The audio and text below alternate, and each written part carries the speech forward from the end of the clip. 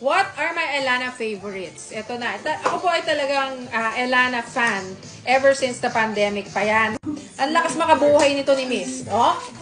Yan. I'm also a fan of Basket number 9, yung toner. Basket 10. What I'm wearing now is Love is Forever.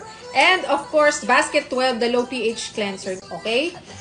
Basket, yung mga gusto dyan ng J.Lo Glow, nasa basket number 14 yan. Glass Skin Glow.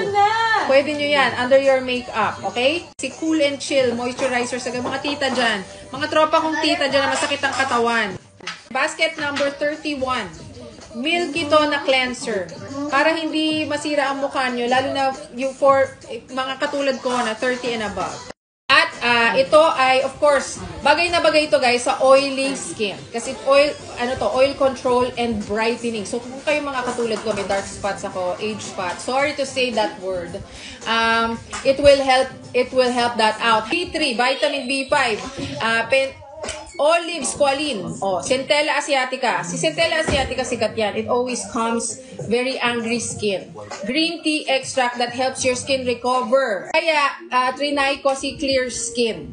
Itong clarifying skin serum ni Elana, which is also a bestseller. Ito, trending to guys. This has been trending for a while. Ito yung mga testimony, ang daming testimony nito. My pimple marks are now less visible and my oily skin and skin texture yung have improved significantly. Ito yung clarifying serum nila. Again, ano ang na-achieve nito para sa inyo guys?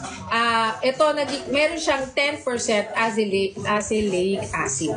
Okay? Combats acne. Ayan ay ang kaakibat nyo sa pag-fight ng acne. Elana will never be harsh. The moment brand says it's safe for breastfeeding and breastfeeders, lactating moms, yung mga buntis, this is a brand you actually want to use.